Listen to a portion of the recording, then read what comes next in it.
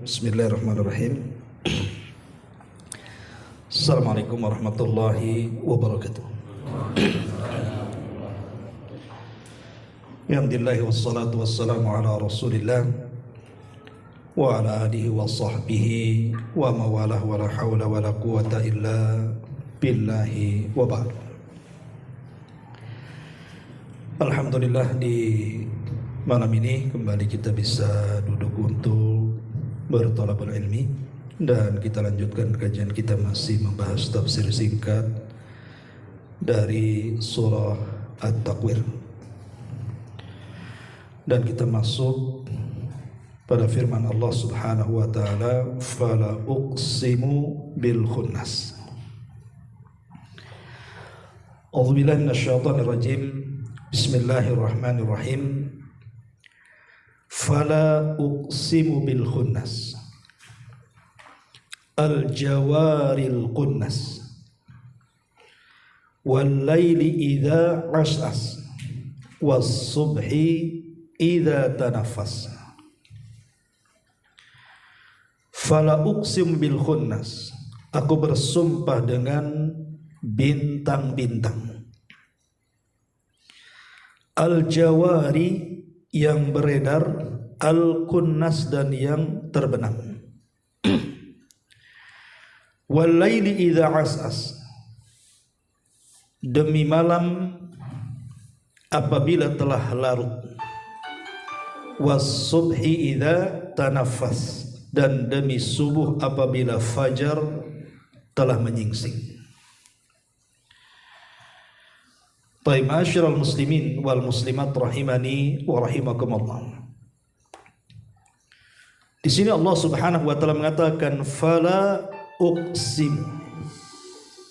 Fala uqsimu. Apa makna la dalam uqsim di sini? Ada yang mengatakan la di sini artinya la zaidah. Jadi huruf tambahan saja, sehingga maknanya aku bersumpah. Ada juga mengatakan la di sini artinya ta'kid, untuk penguat. Jadi kalau dimaknai fala uqsim bil khunnas, artinya Allah bersungguh-sungguh bersumpah dengan bintang-bintang. Tapi ada juga mengatakan la di sini nafiyah, peniadaan. Artinya Allah tidak perlu bersumpah dengan perkara yang sudah jelas. Bintang itu sudah jelas, ngapain dibuat sumpah lagi? Tapi di sini banyak yang mengatakan bahwa la di sini adalah huruf zaidah, tambahan saja. Maknanya fala uqsim bil khunnas, aku bersumpah dengan bintang-bintang. Dan sering saya ulang-ulang waktu video muliakan Allah Subhanahu wa taala. Apabila Allah Subhanahu wa taala bersumpah dengan makhluknya yang ada di alam semesta ini, maknanya bahwa makhluk yang dijadikan sumpah itu pasti memiliki keistimewaan di hadapan Allah Subhanahu wa taala. Karena tidak semua makhluk dijadikan sumpah. Makhluk Allah ini tidak bisa kita hitung jumlahnya. Tapi kenapa kemudian hanya beberapa makhluk yang dijadikan sumpah di dalam Al-Quranul Karim? Ya, karena makhluk yang dijadikan sumpah itu memiliki rahasia dan keistimewaan. Salah satunya adalah bersumpah dengan bintang-bintang. Dan kalau kita cerita tentang manfaat bintang yang tersebar di dalam Al-Quranul Karim, maka fungsi bintang itu kan ada 3. Pertama, untuk menghiasi langit. Artinya tanpa bintang langit itu akan menyeramkan. Kemudian yang kedua, sebagai pelempar setan, syuhuban lisyayatin, di mana jin-jin yang naik ke langit untuk mencuri dengar dari kalam ilahi yang disampaikan Jibril kepada para malaikat di langit dunia, itu terkadang jin-jin itu mendengar beberapa kalimat kemudian diperjualbelikan dengan para dukun yang ada di bumi. Makanya Allah Subhanahu wa taala memfungsikan bintang untuk melempari jin-jin yang berusaha untuk mencuri dengar dari kalam-kalam Allah yang ada di langit dunia. Kemudian yang ketiga sebagai arah. Karena zaman dulu kompas itu hanya menggunakan dua alat saja. Kalau siang hari menggunakan gunung dan kalau malam hari menggunakan bintang. Tapi zaman sekarang ya tidak perlulah, sudah ada Google Map, nanti diarahkan itu. Walaupun kadang-kadang nyasar juga gitu ya. Inilah makna daripada fala uqsimu bil khunnas. Ada juga yang mengatakan bahwa al-khunnas di sini artinya syaitan. Dia bercerita tentang syaitan. Kenapa syaitan? Karena syaitan ini al-jawar al-kunnas. Kalau dimaknai bintang artinya al-jawar itu kan beredar.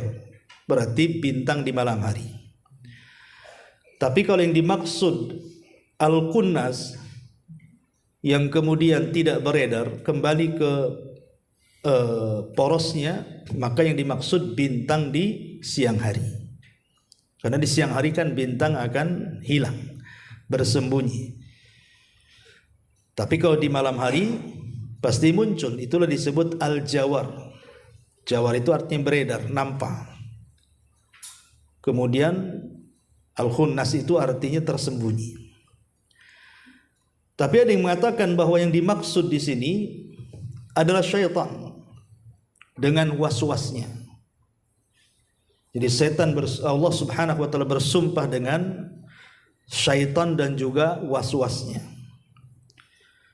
Di mana syaitan ini Allah Subhanahu wa taala, Nabi sallallahu alaihi wasallam bersabda, "Inna syaitana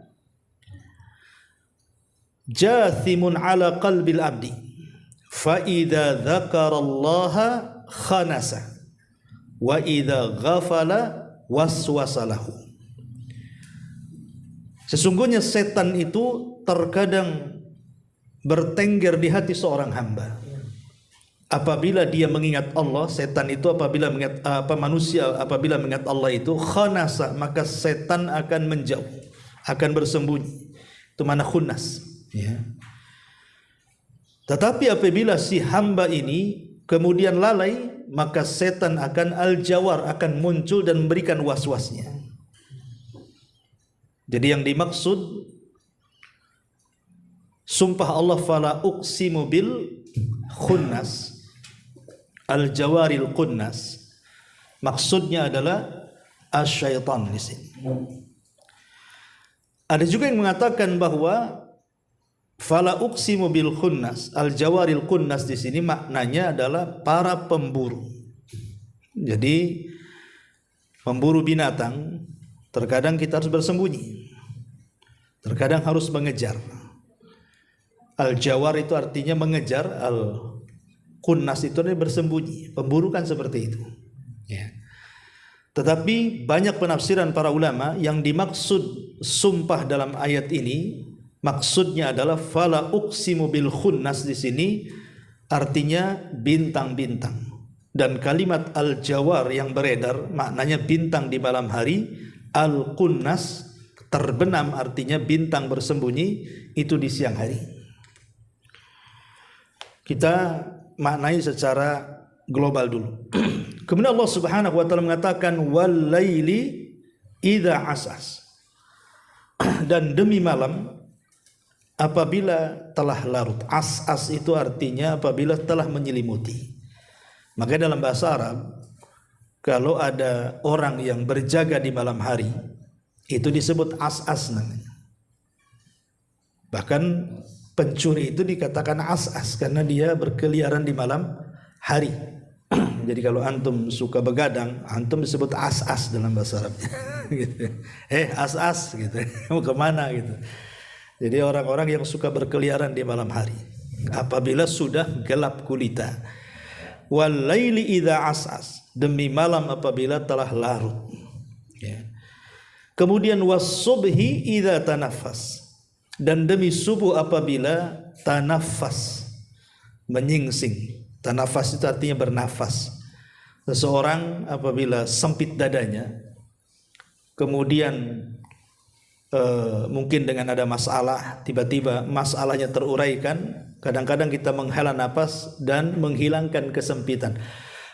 Alhamdulillah, itu namanya tanafas. Ya, jadi yang tadinya sempit dadanya jadi lega, itu namanya tanafas dalam bahasa Arab. Ya. Tapi yang dimaksud di sini was-subhi idza tanafas, apabila menyingsing, maksudnya fajar shadiq. Karena fajar itu kan ada dua, ada fajar kadzib, ada fajar shadiq. Kalau fajar kadzib ini itu cahayanya masih di langit, belum ke bumi. Tapi kalau sudah fajar shadiq, atau dengan kata mudahnya waktu subuh, datang waktu subuh, maka cahayanya sudah memantul ke bumi, menerangi jalan-jalan, gang-gang, atap-atap, dan begitu seterusnya. Itu dimaknai tanafas, was-subhi idza tanafas.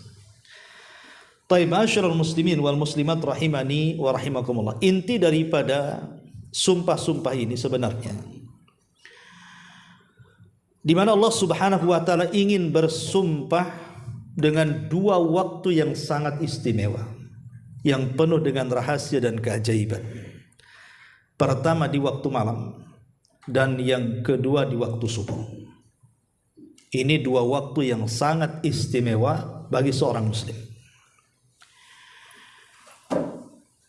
Adapun di waktu malam itu sendiri, kenapa malam ini sesuatu yang sangat istimewa bagi kita seorang muslim?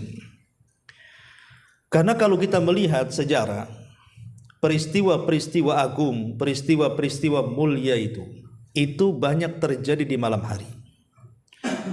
Seperti contoh saja peristiwa Isra dan Mi'raj. Itu terjadi di malam hari. Dan itu peristiwa yang spektakuler, yang luar biasa. Tidak ada satupun nabi sejak Adam sampai Nabi Isa, nabi yang terakhir dari Bani Israel, yang pernah diangkat ke langit. Maksudnya sampai ke Sidratil Muntaha. Nabi-nabi itu hanya di langit-langit saja. Sebagaimana Nabi SAW menemui mereka di langit pertama sampai ke-7. Adapun yang sampai ke Sidratil Muntaha itu tidak ada, kecuali Nabi kita Muhammad SAW. Dan peristiwa Isra Mi'raj itu di malam hari. Kemudian yang kedua, kalau kita melihat tentang sejarah sebelum Nabi SAW diselamatkan Nuh alaihi salam, diselamatkannya Lut alaihi salam, ketika negeri Sodom itu mau dihancurkan sehancur-hancurnya oleh Jibril dan dua malaikat yang lainnya, sehingga Allah Subhanahu wa taala berfirman di dalam surah Al-Qamar ayat 34, Inna arsalna alaihim hasiba illa ala lutin najjaynahum bisaharin. Sesungguhnya kami telah menghembuskan kepada mereka angin yang membawa bebatuan. Maksudnya yang ditimpakan kepada kaum Sodom, hujan batu.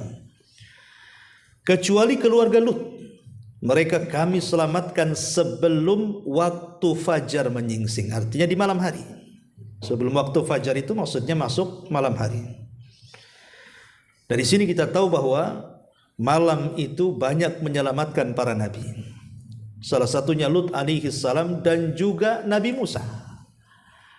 Ketika Musa alaihi salatu wasallam menyelamatkan Bani Israel dari kepungan Fir'aun dan bala tentaranya, maka Allah Subhanahu wa taala merintahkan Musa untuk segera hijrah dari Mesir ke Palestina itu di malam hari.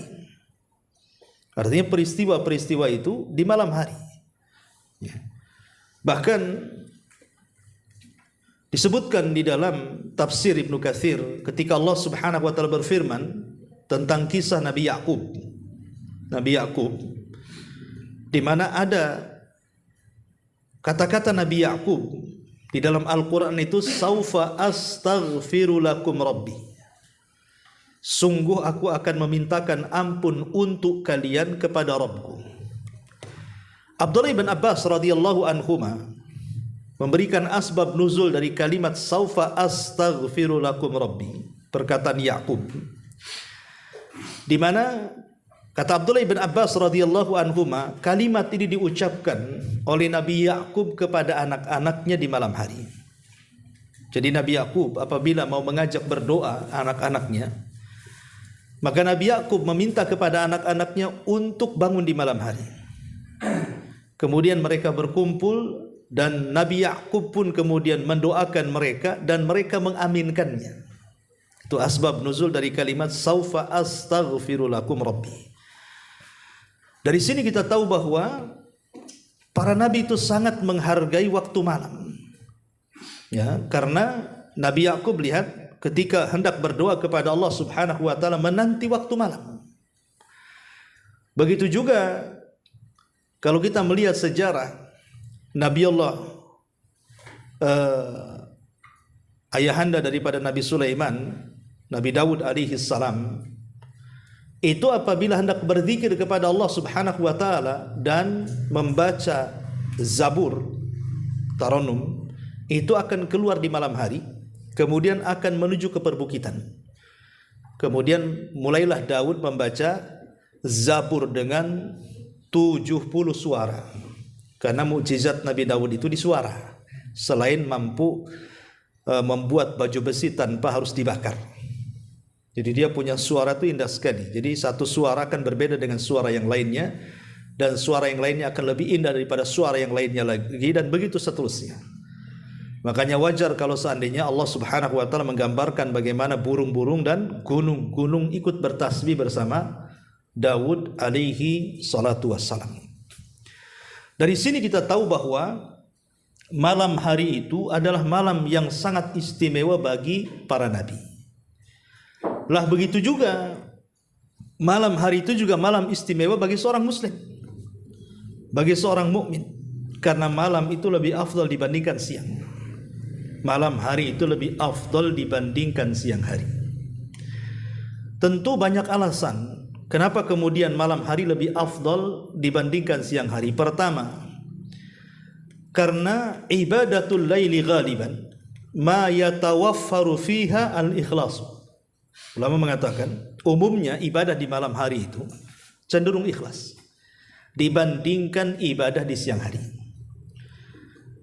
Ya wajar mau riya sama siapa di malam hari, orang tidur semua kan gitu ya. Sehingga susah untuk melakukan riya. Ya bisa saja riya zaman sekarang ya dengan adanya handphone bisa saja riya kan.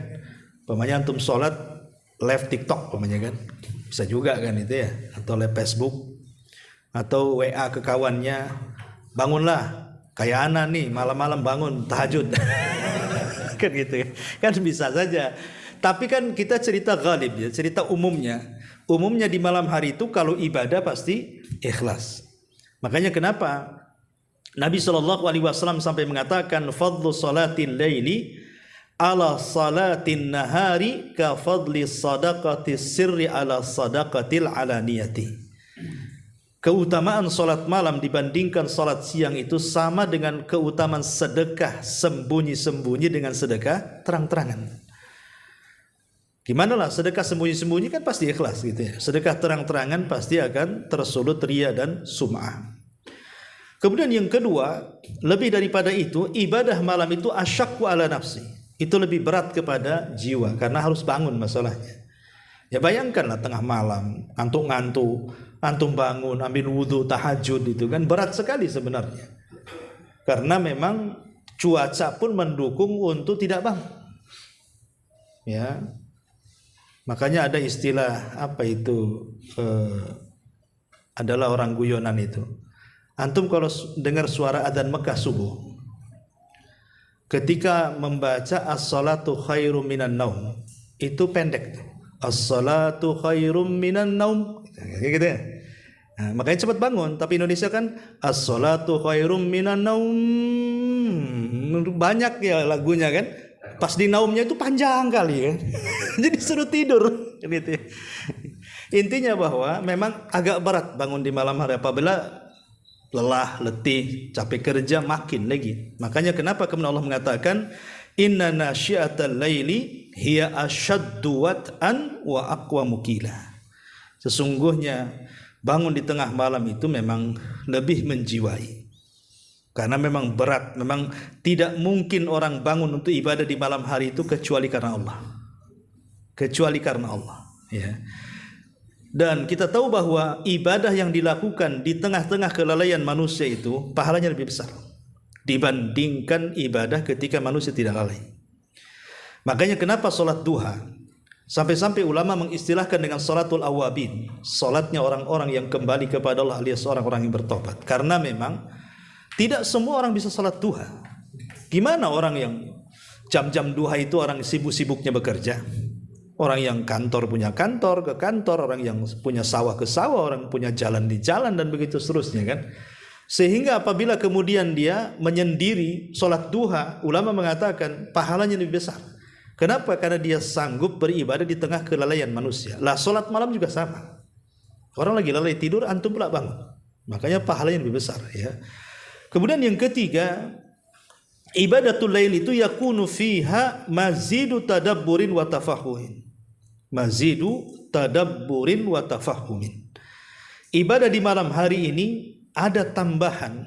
Seseorang itu bisa lebih fokus untuk tadabbur dan tafakur. Makanya satu malam Nabi SAW meminta izin kepada Ummul Mukminin Aisyah radhiyallahu anha untuk beribadah. Aisyah ketika itu berat hati karena memang sangat mencintai Rasul. Tapi Aisyah pun mau Nabi melakukan hal-hal yang ia sukai. Makanya oleh Aisyah diizinkan malam itu tidak diganggu. Maka mulailah Nabi SAW salat malam, mulai dari ba'da isya sampai subuh. Dan dihabiskan dengan tangisan-tangisan sampai membasahi janggut bahkan lantainya. Jadi di pagi hari Rasul itu berjumpa dengan dengan Bilal ibn Rabah. Namanya orang habis nangis semalam kan nampak matanya. Orang itu habis nangis gitu ya. Jadi Bilal ini bertanya, apa yang membuat anda sedih wahai Nabi Allah? Maka Nabi SAW mengatakan, unzilat alayya ayatun, telah turun kepadaku ayat dalam Quran. Kemudian Rasul mengancam, wailun liman qara'aha wa lam yatadabbaraha, celaka bagi orang yang membacanya dan tidak mau merenungkannya. Sehingga Bilal makin penasaran, ayat apa itu? Maka Nabi SAW membaca surah Al-Imran itu kan, inna fi khalqis samawati wal ard wa ikhtilafil laili wan nahar la ayatin liulil albab alladzina yadhkuruna Allaha qiyaman wa qu'udan wa ala junubihim wa yatafakkaruna fi khalqis samawati wal ard rabbana ma khalaqta hadza batilan ila akhiril ayat.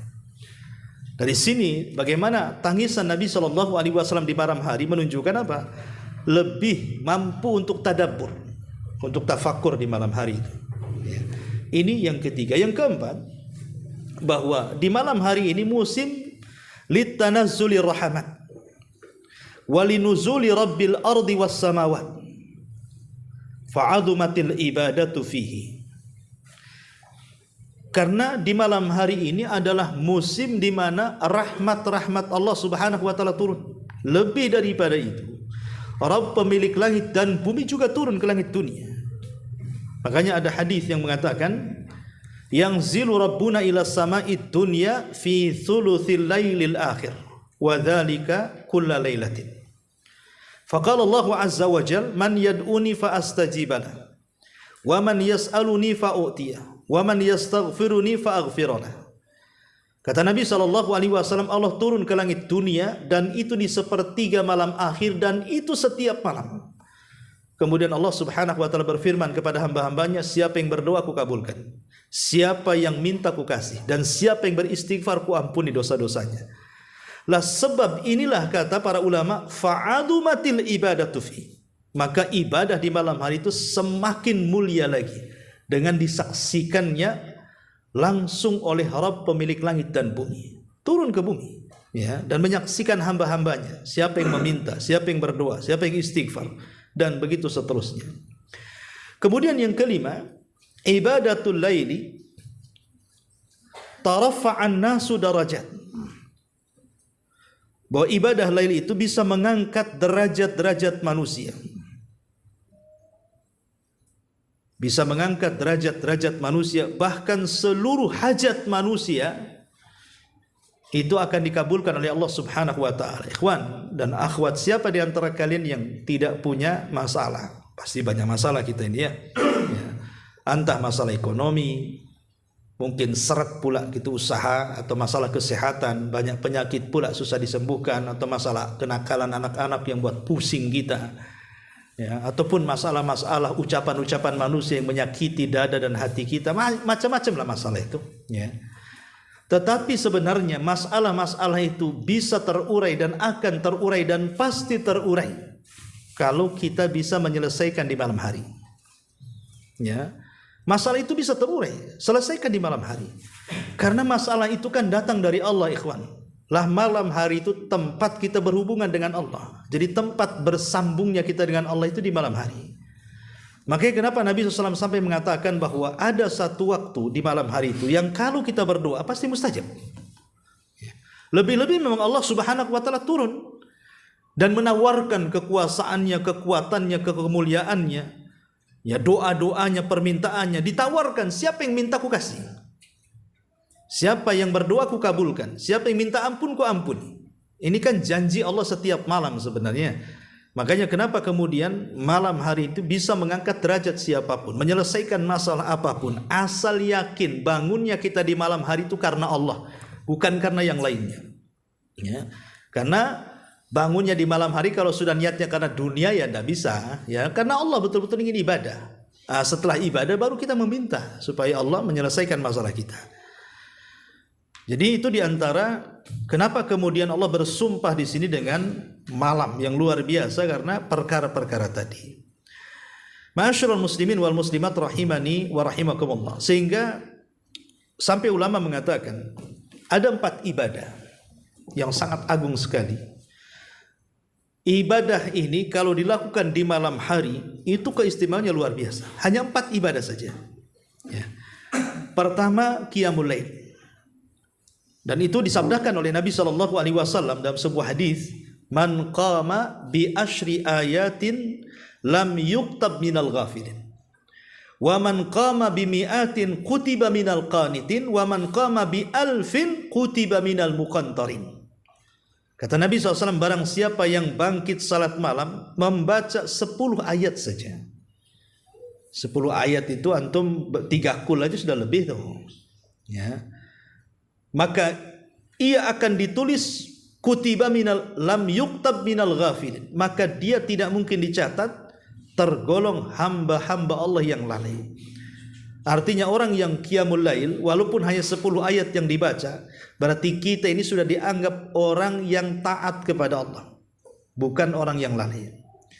Kemudian yang kedua kata Rasul, kalau ditambah dari 10 ayat menjadi bimi'atin, dan ditambah menjadi 100 ayat dalam salat malam kita, maka ini lebih lagi, kutiba minal qanitin, maka betul-betul dia di atas orang-orang yang betul-betul menundukkan diri kepada Allah, orang yang paling taat kepada Allah Azza wa Jalla.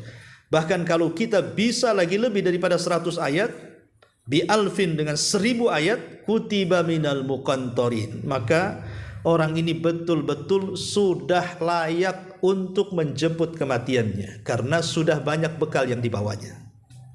Kalau dia bisa sampai 1000 ayat gitu ya, berarti siap matilah orang tuh, karena bekalnya sudah cukup tuh. Kalau dia bisa membaca 1000 ayat, cemana Ustaz? Hafalan saya saja susah. Salat malam itu bisa pegang mushaf, ikhwan. Antum pegang mushaf bisa. Ya, salat malam, khusus salat malam. Kalau salat wajib tidak boleh. Kalau salat wajib itu Allah mengatakan faqra'u ma tayassara minal Quran. Ya, baca yang paling mudah. Jangan dipaksakan kalau salat wajib itu. Antum bacanya qul huwallah, itu yang antum hafal itu saja. Enggak usah antum kemudian hafalan pamanya cuman wadduha lam yakunil, coba-coba pula Al-Baqarah. Ya. Ya, nanti banyak berhentinya dibanding bacanya. Banyak lupanya, keloncat-loncat kan itu. Jangankan Al-Baqarah, Qul ya ayyuhal kafirun aja terbolak-balik itu. Ya. Jadi ini keutamaan qiyamul lail. Yang kedua, ibadah yang luar biasa. Bahkan bukan hanya orang yang salat malam ya. Orang punya niat saja sholat malam itu sudah dianggap sholat malam. Umpamanya orang ini terbiasa sholat malam, otomatis kan setiap hari dia pengen bangun tuh.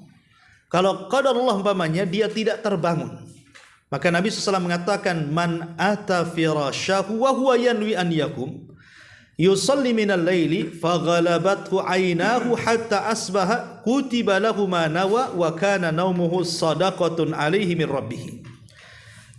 Kata Nabi SAW, siapa yang datang ke tempat tidurnya, ke tempat pembaringannya, kemudian dia berdoa ingin atau berniat ingin sholat malam, qadarullah mungkin pas dia bangun kok masih 100 waktu itu matanya kan, susah kali bangun ini ya. Maka Nabi SAW mengatakan tetap dia dicatat dia mendapatkan sholat malam dan tidurnya dianggap sedekah. Dua keutamaan tuh, tidurnya dianggap sedekah, pahala sholat malam yang setiap kali antum lakukan dapat walaupun tidak melakukannya, cukup dengan niat saja. Tapi jangan pula sampai mati niat aja tak bangun-bangun. Maksudnya orang yang memang suka sholat malam sekali-kali ketiduran, bukan seumur hidup niat tapi tak bangun-bangun kan itu ya. Jadi ini yang pertama. Bahkan kenapa saya katakan tadi, kenapa di malam hari itu bisa membukakan semua kebaikan, karena sholat malam itu termasuk pintu-pintu kebaikan ya. Karena dalam hadis mengatakan ketika Rasul ditanya, maukah, kata Rasul, hal adullukum ala abwabil khairi, maukah kutunjukkan kepada kalian tentang pintu-pintu kebaikan? Maka Nabi SAW salah satunya menyebutnya adalah wasolatur rajuli fi jawfil laili, pintu kebaikan itu ada di solat malam ya. Jadi solat malam itu membuka pintu kebaikan. Bagi yang susah kerjanya Allah mudahkan, bagi yang sakit Allah sembuhkan, bagi yang ya namanya kebaikan, macam-macam kebaikan itu ya. Rumah tangga yang berantakan jadi bagus, anak-anak yang nakal jadi tidak, dan begitu seterusnya. Itulah pintu-pintu kebaikan. Kemudian yang kedua, membaca Quran. Jadi setelah tahajud duduk baca Quran ya. Kenapa demikian? Abdullah bin Mas'ud radhiyallahu anhuma, Abdullah bin Mas'ud radhiyallahu an dan juga Abi Hurairah radhiyallahu an ketika memberikan catatan kepada ayat inna Qur'anal fajri kana mashhuda, sesungguhnya bacaan Quran di waktu fajar itu disaksikan para malaikat ya. Beliau mengatakan tashhaduhu malaikatul laili wa malaikatul nahar, di mana baca Quran itu di malam hari akan disaksikan oleh para malaikat ya. Jadi malaikat betul-betul menyaksikan kita sedang membaca Al-Quran. Ini yang kedua. Yang ketiga, doa. Jadi tahajud, selesai tahajud antum baca Quran entah walaupun seayat dua ayat, antum angkat tangan di malam hari ya.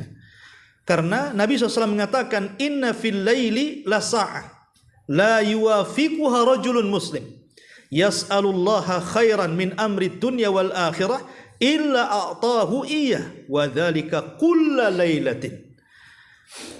Kata Nabi SAW dari hadis Jabir, sungguh di waktu malam itu terdapat satu waktu tidaklah seorang muslim mendapatkan saat itu lalu ia memohon kepada Allah Subhanahu wa taala alias berdoa meminta kebaikan dunia dan akhirat, kecuali Allah akan kabulkan doa-doanya, dan yang demikian itu setiap malam.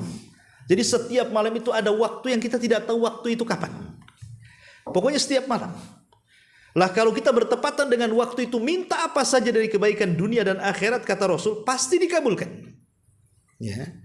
Makanya ini penting berdoa di malam hari. Jadi habis sholat, baca Quran, angkat tangan, baru yang terakhir istighfar. Karena Allah mengatakan dalam hadis tadi, man yastaghfiruni fa'aghfirlah, siapa yang minta ampun ku ampuni. Kenapa kemudian setelah kita tahajud, kemudian baca Quran, kemudian berdoa, kemudian istighfar ya. Karena istighfar ini bukan hanya semata-mata kita meminta kepada Allah agar diampuni dosa-dosa kita, tapi lebih daripada itu, mana istighfar itu agar Allah menutupi aib-aib kita di siang hari, supaya Allah tidak menyingkap aib kita. Betapa banyak orang-orang yang disingkap aibnya, malunya luar biasa kan ya. Umpamanya digibahi orang, digibahi orang terdekat kita kepada orang lain yang orang lain tidak tahu tentang kita, karena mendapatkan cerita kawan dekat kita jadi tahu, aib kita jadi terbongkar ya. Lah supaya di siang hari aib-aib kita tidak terbongkar, tidak dibicarakan orang, tidak digibah orang gitu ya, tidak direndahkan orang karena aib kita, maka perbanyaklah istighfar di malam hari. Lebih daripada itu, Nabi SAW mengatakan, man lazimal istighfar ja'alallahu min kulli dhikin faraja wa min kulli hammin makhraja wa razaqahu Allahu min haitsu la yahtasib. Siapa yang melazimkan istighfar, Allah jadikan setiap kesempitannya kelapangan, setiap kesedihannya kebahagiaan, dan Allah akan berikan rizki dari arah yang tidak disangka-sangka. Jadi kalau kita bisa melihat mulai dari sholatnya, baca Qur'annya, doanya dan istighfarnya, ini sebenarnya menyingkap semua kesulitan dunia, ikhwan. Makanya saya katakan di muqaddimah bahwa malam hari ini bisa menyingkap semuanya, bisa menguraikan semua musibah yang kita alami sebenarnya. Dan kalaupun seandainya kita sudah berusaha setiap malam melakukan 4 ibadah ini, tapi tak kunjung juga apa yang kita harapkan juga dikabulkan, boleh jadi ada hikmah Rabbani yang kita tidak tahu. Itu sudah takdir Allah Subhanahu wa taala. Jangan kemudian akhirnya saya sudah tahajud tiap malam, tetap aja saya gini-gini saja ekonominya, aku berhenti saja. Enggak seperti itu juga. Ya, sampai naudzubillah saya baca di komen YouTube itu ada kata-kata orang, saya sudah bersalawat katanya 1000 kali sesuai dengan arahan Ustadz katanya. Kemudian saya baca juga, dengar juga YouTube Ustadz itu ini tentang tidak ruginya perniagaan bersama Allah.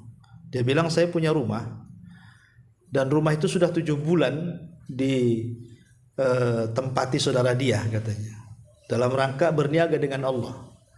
Bukankah dalam YouTube itu dapat keuntungan banyak katanya? Aku makin bangkrut, habis itu aku nggak mau lagi aku kasih katanya rumah itu katanya. Aku kapok berniaga dengan Allah. Kan gue ngajar itu ucapan kayak gitu, ikhwan.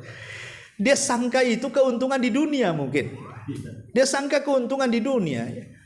Lah keuntungan di dunia ini, ikhwatu fiddin, manusia kan terbagi 3. Ada mukmin, ada munafik, ada kafir. Kalau seorang mukmin hidup litazawwad, untuk menjadi bekal. Jadi kita seorang mukmin ini, kenapa kita hidup? Kita cari bekal untuk akhirat. Itu seorang mukmin. Ya. Tapi kalau munafik litazayyan. Ya, jadi hanya untuk ditampakkan aku ini orang bagus, aku ini orang baik, ya. Itulah munafik. Adapun orang kafir lihat tamatta, hanya untuk bersenang-senang saja. Nah, kita milih yang mana nih? Seorang mukmin mencari bekal, orang munafik hanya menghiasi diri, orang kafir bersenang-senang. Jadi harus dibedakan di sini. Keuntungan kita bukan di dunia. Kalau berniaga dengan Allah di dunia, ya, jangan berniaga dengan Allah. Ya. Karena Allah Subhanahu wa taala lebih daripada apa yang kita sangkakan. Kalau tujuannya hanya itu saja, rendah kali kita berniaga dengan Allah karena hanya ingin dunia. Seorang muslim bukan itu tujuan hidup. Dunia itu hanya untuk supaya kita ini berbekal saja untuk kehidupan akhirat. Lah ini yang harus dipahami. Makanya anak baca komen istighfar, astagfirullahaladzim, apa enggak paham ini video kan itu. Harus dikasih paham harusnya orang kayak gini. Mudah-mudahan didapat hidayah kan itu. Intinya bahwa ikhwatu fiddin, inilah kenapa kemudian Allah bersumpah di sini, fala uqsimu bil khunnasil jawaril kunnas wal laili idza as. Jadi bintang dengan malam itu kan satu kesatuan, malam hari. Makanya Allah bersumpah dengan malam ini karena banyak rahasia yang tidak bisa kita ungkapkan, banyak keajaiban yang luar biasa. Kemudian setelah itu Allah Subhanahu wa taala bersumpah dengan waktu subuh. Was-subhi idza tanaffas. Ya.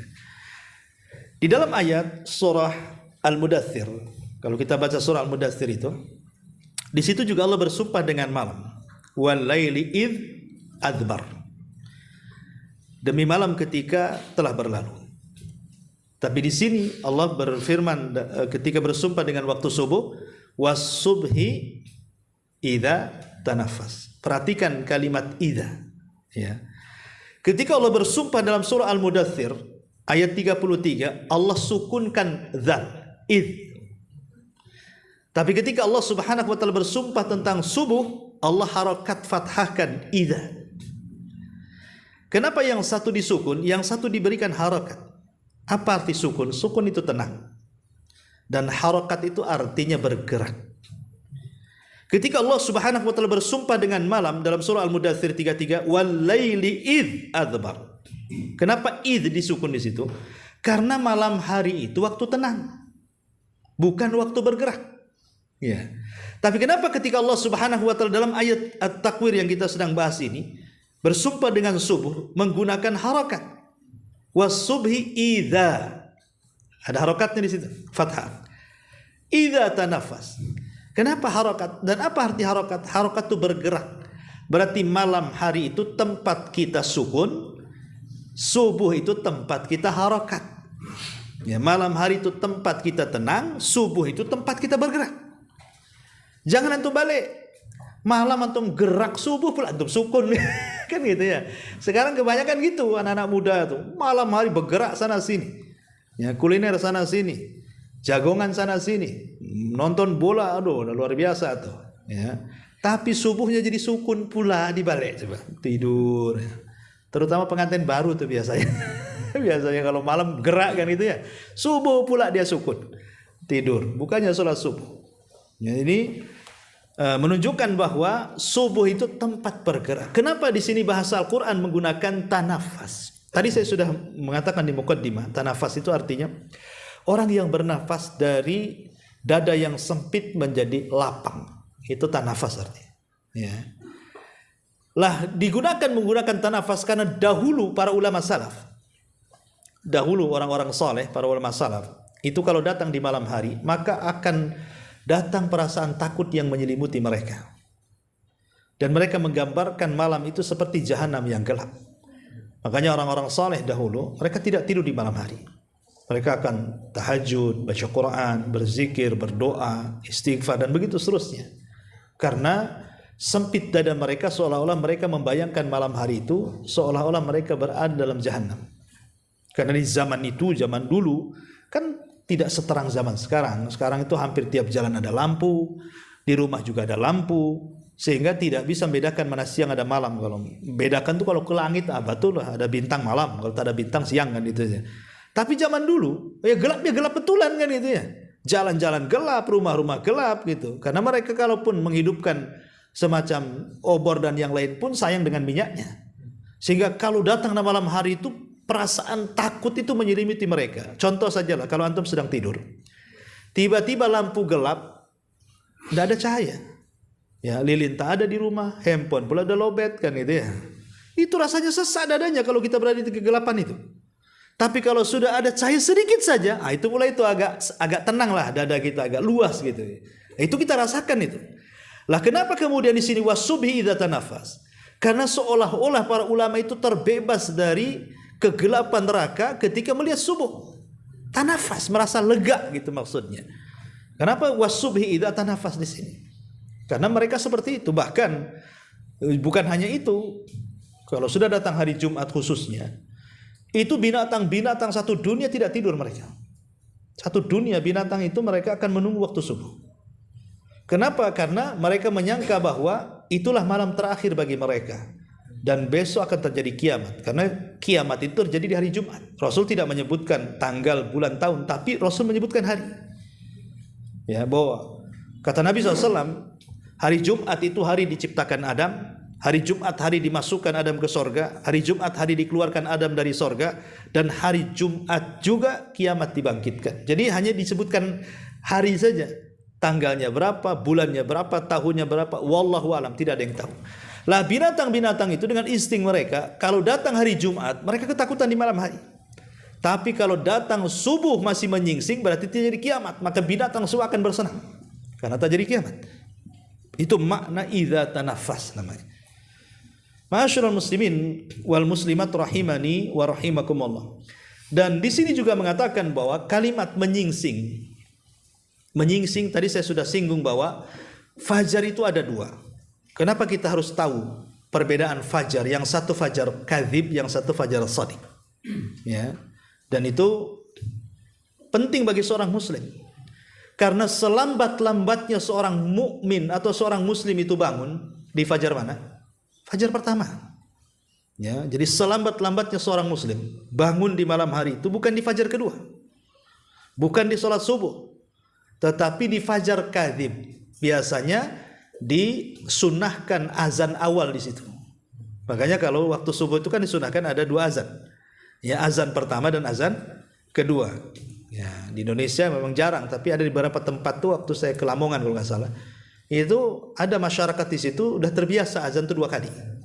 Jadi azan pertama dan azan kedua. Ya, kalau di Mekah ya memang di sana begitu kan itu kalau antum pernah umrah. Makanya kenapa Nabi SAW mengatakan dalam sebuah hadis, ya, liyarji qaimukum wal yuqidu naimukum. Hendaklah kembali, maksudnya beristirahat bagi orang-orang yang menghabiskan malamnya dengan tahajud untuk berbaring. Maksudnya jangan sampai tahajudnya mempengaruhi sholat subuhnya. Ada orang yang mengejar tahajud, subuh pula lalai. Itu salah. Dia tidak bisa membedakan mana wajib mana sunnah namanya. Sholat malam itu kan sunnah saja, sholat subuh itu wajib. Ada orang yang capek-capek dia tahajud, ketika subuhnya mulai dia lunglai. Ya, karena kecapean sholat malam kan. Nggak boleh seperti itu. Tetap kita pun harus menjaga kewajiban kita kepada Allah. Makanya Rasulullah SAW menyuruh supaya dari azan pertama ke azan kedua itu sudah stop, jangan tahajud lagi. Ya, cukup di azan pertama itu selesai tahajud. Karena Rasul yang mengatakan fal yarji atau liyarji'a qaimukum wal yuqid naimukum. Jadi orang yang tegak sholat malam itu istirahat. Ada waktu itu menjelang subuh, entah dengan tidur ke samping, itu tidur ittija itu sunnah hukumnya. Maksudnya tidur nyamping ke lambung kanan, ya, supaya tidak nyenyak. Sebab kalau tidur terlentang, bablas lantung sampai zuhur. Ya, jadi itu sunnah hukumnya, tidur terlentang ke arah lambung kanan supaya tidak nyenyak, karena kan waktu subuh sudah dekat tuh. Hanya untuk meluruskan saja karena kita kecapean sholat malam. Ya. Tetapi kata Rasul, wal yuqid naimukum, lah orang yang tidak sholat malam tidur, jam-jam segitu sudah harus bangun tuh di azan pertama tuh. Makanya selambat-lambatnya seorang muslim bangun di azan pertama, supaya dia ada persiapan sholat subuh, karena azan pertama digunakan untuk persiapan sholat subuh di situ. Nah itulah kenapa kemudian kita harus memahami ada fajar kadzib, ada fajar shadiq, karena itu juga berpengaruh kepada aktivitas tidur kita, supaya jangan bablas sampai ke subuh. Ya. Nah di sini Allah Subhanahu Wa Taala bersumpah dengan waktu subuh, ya, karena waktu subuh juga banyak sekali keistimewaannya. Di antaranya, ya, pertama sebutkan oleh para ulama, di antara faedahnya adalah an-naumut tam an-nurut tam yaumal qiyamah. Orang yang bangun di subuh, ya, khususnya bagi laki-laki, maka mereka akan mendapatkan cahaya yang sempurna pada hari kiamat. Apa kata Nabi SAW? Basyiril masya'ina bidzulami. Habarkan gembira kepada para pejalan kaki di waktu gelap, maksudnya di waktu subuh, ya. Bin nuri tam yaumal qiyamah, dengan cahaya yang sempurna pada hari kiamat. Dan cahaya pada hari kiamat itu sangat dihajatkan, karena hari kiamat itu hari yang gelap gulita, sehingga cahaya itu sangat dihajatkan sekali.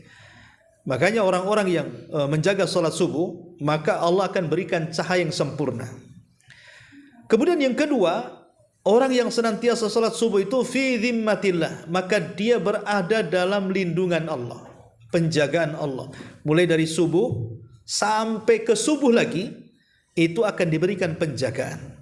Maksudnya yang namanya hal-hal yang buruk bagi kehidupan kita sehari-hari itu kan banyak, hewan. Entah ada yang hasad dengan kita, ada yang menyihir kita, ada yang memfitnah kita, membuli kita, merendahkan kita, menjatuhkan kita, macam-macam orang itu. Ya, ada yang hendak menyaingi bisnis, dan namanya keburukan setiap hari itu ada. Ya. Tetapi Allah Subhanahu Wa Taala janjikan penjagaan kita dalam satu hari itu, kalau kita mau menjaga sholat subuh. Kata Nabi SAW, man shalla salata subhi fahuwa fi dhimmatillah. Barang siapa yang melaksanakan sholat subuh, maka dia berada dalam penjagaan Allah. Dia ada dalam penjagaan Allah Subhanahu Wa Taala. Masyaallah muslimin yang dimuliakan Allah Azza wa Jalla, sampai ada kisah gitu ya di Arab sana. Jadi ada anak kecil mendengar hadis ini. Anak kecil, ya usianya ya Si anak-anak sekolah SD. Jadi karena dia ingin mendapatkan penjagaan Allah, jadi jam 3 sudah bangun anak ini, nunggu subuh. Habis itu sholat subuh, betul sholat subuh dia. Yang namanya anak-anak sholat subuh ngantuklah dia akhirnya kan, paginya ketiduran sebentar, rupanya dia telat telat masuk sekolah. Jadi ketika masuk sekolah lewatlah 1 jam dia baru masuk. Akhirnya dihukum sama gurunya, ya, karena dia telat 1 jam, mau dipukul sama penggaris. Ya. Jadi ketika mau dipukul tuh, dipegang penggarisnya, jangan pukul katanya. Kenapa? Karena aku sedang dilindungi Allah katanya. Aku sedang dilindungi Allah katanya. Jadi guru tuh heran, kenapa? Kemudian dibacakan hadis ini. Nggak jadi dipukul. Kan aku tak jadi dipukul katanya. Kenapa? Karena dia sholat subuh, gurunya luar biasa. Nggak jadi dipukul karena kamu sholat subuh. Kata anak tuh kan betul aku dilindungi Allah. Jadi intinya bahwa fi dhimmatillah di sini Allah Subhanahu wa taala akan memberikan penjagaan. Kemudian juga yang ketiga, syahadatul malaika.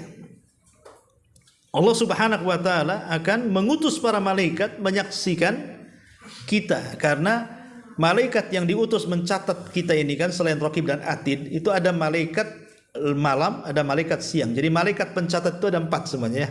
Raqib, Atid, kemudian ada juga malaikat di malam hari, dan ada malaikat yang bertugas di siang hari. Itulah malaikat-malaikat para pencatat yang Allah mengatakan kiraman katibin itu. Ya. Lah di sini malaikat itu kalau melihat ada orang yang sedang sholat subuh berjamaah, maka dia akan mencatat 2 kebaikan. Pertama, catatan malaikat di malam hari dan catatan malaikat di siang hari. Jadi dia dapat 2 pahala. Ya, jadi sholat subuh itu akan mendapatkan 2 pahala. Dicatat malaikat malam dan dicatat malaikat siang, itu maksudnya. Dan itu berdasarkan hadis yang masyhur, ya ta'aqabuna fikumul malaika. Hadis yang dikeluarkan Bukhari Muslim. Kemudian juga di antara keistimewaannya adalah sababun lidukhulil jannah. Ini yang luar biasa ya. Jadi salat subuh itu sebab terbesar kita ini dijanjikan masuk surga. Karena Rasul mengatakan man hafadha ala baradaini dakhalal jannah. Siapa yang menjaga 2 barat. 2 barat itu maksudnya 2 salat subuh dan asar, maka Allah Subhanahu wa taala jaminkan dia masuk surga. Bahkan lebih daripada itu. Sudah masuk surga itu kan nikmat yang sangat besar, ikhwan. Makanya ketika Allah Subhanahu wa taala datang kepada penduduk surga menawarkan nikmatnya sebagai bentuk tambahan, ditolak oleh penduduk surga dan mengatakan alam tubayyid wujuhana wa tudkhilanal jannah wa tubaiduna anin nar. Bukankah engkau sudah memutihkan wajah kami, kau keluarkan kami dari neraka, kau masukkan ke surga? Itu sudah luar biasa katanya. Padahal Allah mau menawarkan nikmatnya, mau ditambah lagi. Ya. Tapi penduduk surga sudah merasa puas dengan itu. Sampai berkali-kali Allah mengatakan, ya saluni ma syi'tum hadza yaumun mazid. Mintalah segala sesuatu, ini hari tambah nikmat untuk kalian. Tapi mereka tetap mengatakan seperti itu.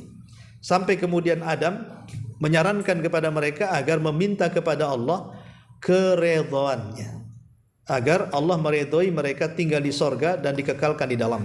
Kenapa? Sebab kalau Allah murka lawan daripada redha, maka kalian akan dikeluarkan dari sorga sebagaimana dulu aku dikeluarkan dari sorga karena Allah murka. Maka dari situlah penduduk sorga baru minta kepada Allah agar Allah memberikan redhonya kepada penduduk sorga, dan Allah kabulkan. Ya. Lah tetapi nikmat sebesar itu di sorga itu tidak seberapa. Ada nikmat yang merupakan puncak dari seluruh nikmat penduduk sorga. Apa itu? Ru'yatullah. Ketika penduduk sorga itu bisa memandang Allah Subhanahu wa taala. Dan Nabi SAW mengatakan, innakum satarawna rabbakum kama tarawna hadzal qamar la tudhamuna fi ru'yati fa in istata'tum alla taghlibu ala salati qabla tulu'i syamsi wa qabla ghurubiha faf'alu. Thumma qara'a wasabbih bihamdi rabbika qabla tulu'i syamsi wa qabla al-ghurub. Surah Qaf. Ya. Nabi SAW mengatakan kalian kelak di sorga akan melihat Rabb kalian sebagaimana kalian melihat bulan tanpa berdesak-desakan. Artinya melihat Allah tidak seperti melihat bioskop. Nah, ya, semua orang bisa melihatnya, cukup menegakkan wajah ke langit, semua orang bisa melihat Allah. Kemudian kata Nabi SAW, barang siapa yang kalian hendak mendapatkan ru'yatullah tadi, ya, maka kata Nabi SAW, kalau kalian mampu tidak terkalahkan untuk sholat sebelum terbenam matahari dan sebelum terbitnya, maka lakukanlah. Itu syarat kalian mendapatkan ru'yatullah. Jadi lihat sholat subuh dan asar ini penyebab terbesar kita akan terus memandang wajah Allah Subhanahu wa ta'ala. Dan ini nikmat Allah yang luar biasa, ya. Ma'asyiral muslimin yang dimuliakan Allah Azza wa Jalla, jangan cerita subuhnya, cerita 2 rakaat subuhnya saja sudah luar biasa. Apa kata Rasul? Rak'atai al-fajri khairun minat dunya wa ma fiha. 2 rakaat sunnah subuh saja itu lebih baik daripada dunia dan isinya. Macam mana subuhnya? Kalau 2 rakaatnya saja lebih baik daripada dunia dan isinya. Ini contoh keistimewaan yang luar biasa. Belum lagi akan terhindar dari sifat nifak, karena solat terberat bagi orang munafik itu solat isya dan subuh, ya. Kemudian juga lebih bisa untuk semangat hidupnya, karena biasanya orang kalau dia biasa bangun subuh, ya, kemudian tidak tidur lagi, walaupun agak ngantuk-ngantuk sedikit dia tahan, tapi siangnya itu dia tidak akan ngantuk, semangat tidurnya, bekerjanya itu semangat tuh. Tapi kalau seandainya nih, ya, kita ini tidak tidur malam, baru tidur umpamanya jam 1 jam 2 lah. Walaupun kita bangun sampai subuh, sampai zuhur umpamanya kan, umpamanya tidur jam 2, bangun zuhur, itu habis tidur tuh lemes sampai sore itu biasanya. Ya. Memang begitu, Nabi SAW yang mengatakan, kenapa? Karena yang menjadikan orang lemes ataupun semangat itu karena uraian atau terikatnya ikatan setan dalam tengkuk. Kan setiap tidur itu, nanti nih kita pulang haji nih, tidur, itu setan itu akan mengutus anak-anak buahnya mengikat tengkuk kita 3 ikatan. Makanya sering saya katakan, kenapa setan mengikat di belakang, dia tidak mengikat di depan, ya, karena ubun-ubun manusia itu tidak bisa dikuasai siapapun kecuali Allah. Makanya dalam sebuah doa Rasul mengatakan apa? Nasiyatin biyadi, ya, bahwa ubun-ubun manusia itu ada di tangan Allah. Setan tidak bisa mengganggunya. Dari sinilah perbedaan antara teori barat ketika bicara soal otak. Kalau barat ketika mengistilahkan otak dalam kepala itu namanya otak kanan, otak kiri, ya. Tapi kalau Islam lewat hadis tentang ikatan setan itu terbagi otak depan dan otak belakang. Otak depan disebut ubun-ubun, otak belakang disebut tengkuk namanya. Itu istilah Quran, ya. Lah setan itu tidak bisa mengikat depan, dia hanya bisa mengikat belakang, tengkuk saja. Dia diikat 3 ikatan. Lah setiap 3 ikatan ada mantranya itu. Nim naumatan tawil katanya kan. Tidurlah tidur yang lama, tidur yang lama kan itu. Itu mantranya tuh. Ya. Tidur. Itu mantra setan tuh. Ya. Jadi kalau seandainya dia bangun di malam hari, kemudian berzikir, hilang 1 ikatan. Kalau dia berwudu, hilang 2 ikatan. Kalau dia sholat, hilang semua ikatan. Kata Nabi SAW, maka di pagi harinya apa kata Rasul? Tayyibun nafsi nasyatan, kata Rasul. Jiwanya bersih, hidupnya semangat. Ya. Dan kita bisa rasakan memang ya, kalau kita tidur cepat gitu ya. Nah, kemudian subuh bangun nggak tidur lagi. Walaupun pamannya antum tidur jam 10 tapi bangun jam 3 udah nggak tidur lagi tuh sampai siang, itu nggak akan lemes badan kita. Baru nanti ngantuk itu tengah siang. Itu tengah siang itu kita boleh kailulah, itu ada tidur lagi namanya tidur kailulah namanya. Ya kalau mau lanjut tidur ya nanti siang lah. Ya karena dalam rangka menyelisihi tidurnya setan. Setan itu juga tidur, tapi kalau siang dia tidur. Ya makanya untuk menyelisih tidurnya setan kita tidur. Kata Rasul, qilu fa inna syaitan la yaqil. Hadis ini dihasankan oleh Syalbani, ya. Jadi tidurlah siang karena setan itu tidak pernah tidur siang. Walaupun kailulah itu jam berapa? Ini jadi perselisihan ulama sih. Ada yang mengatakan sebelum zuhur, ada yang mengatakan setelah zuhur. Tapi kailulah itu bukan tidur lama, tidak. Ya, tidur sejam paling lama atau 1,5 jam. Sebab kalau seandainya sampai sore itu jadi penyakit kata ulama tib itu. Ya, kata ulama kedokteran itu kalau tidur sampai sore habis zuhur itu justru mendatangkan penyakit. Ya. Intinya bahwa kenapa Allah bersumpah dengan subuh di sini, karena waktu yang sangat berkah di situ. Nabi SAW mengatakan, Allahumma barik li ummati fi bukuriha. Ya Allah berkahi umatku di waktu paginya. Dan Rasul mengatakan, nusirtu bis saba wa uhlikatil adu bid dabur. Aku ditolong dengan angin soba dan kaum Ad dihancurkan dengan angin sore. Artinya waktu subuh itu ada angin yang disebut dengan soba. Maksudnya dalam kondisi cuaca yang bagus ya, bukan hujan lebat enggak, maksudnya cuaca yang normal. Maka di waktu subuh itu ada angin soba namanya. Itulah angin yang membawa kesehatan. Makanya kalau antum baca Bukhari, Muslim, Abi Daud, apapun kitab-kitab hadis, tidak ada satu pun cerita ada wanita-wanita di zaman Rasul sholat jamaah kecuali subuh. Nggak ada riwayatnya wanita itu sholat jamaah duhur, asar, maghrib, isya, nggak ada. Tapi kalau jamaah di waktu subuh banyak riwayatnya. Wanita-wanita di zaman Rasul itu mereka keluar di waktu subuh. Bukan berarti kalau jamaah wanita di duhur, asar, maghrib dilarang, tidak. Ya, boleh, tidak boleh orang melarang wanita masuk ke masjid dengan syarat kan gitu ya. Maksudnya di sini bahwa kenapa kemudian riwayat-riwayat yang banyak soal wanita-wanita yang keluar jamaah bersama Rasul di waktu subuh, karena mereka tahu fadilah waktu subuh. Sekalian mereka juga olahraga, jalan kaki, kan di situ ada angin sobat. Makanya wajar kalau Imam Abdul Qayyim mengatakan orang yang membiasakan tidur setelah subuh, walaupun Syekh bin Baz mengatakan hukum tidur setelah subuh tidak ada hukumnya. Maksudnya tidak haram, tidak makruh, tidak. Apalagi orang yang capek kerja malam hari boleh tidur setelah subuh itu. Maksudnya dijadikan kebiasaan. Ya, orang yang membiasakan tidur ya setelah subuh itu tidak diberkahi semuanya. Waktunya, tenaganya, keluarganya, pekerjaannya hilang berkahnya. Kata Imam Al-Qayyim. Kenapa? Karena waktu itu turun berkah. Rasul yang mengatakan, ya Allah berkahi umatku di waktu pagi. Dia tidur pula waktu berkah, dia tidur. Waktu laknat dia bangun gitu ya, kan masalah. Apalagi tidak sampai subuh. Orang kalau meninggalkan subuh berarti kan hari-harinya dipenuhi laknat. Bayangkan waktu bangun saja dia sudah dilaknat dengan meninggalkan kewajiban. Jadi satu hari dilaknatlah dia sama Allah. Nah, makanya di sini kenapa kemudian rahasia Allah Subhanahu wa taala mengatakan was-subhi idza tanafas. Ya, dan subuh itu apabila telah menyingsing ya. Inilah di antara keutamaan diambil dari hikmah sumpah-sumpah dalam surah At-Takwir. Wallahu a'lam bishawab. Sampai di sini saja.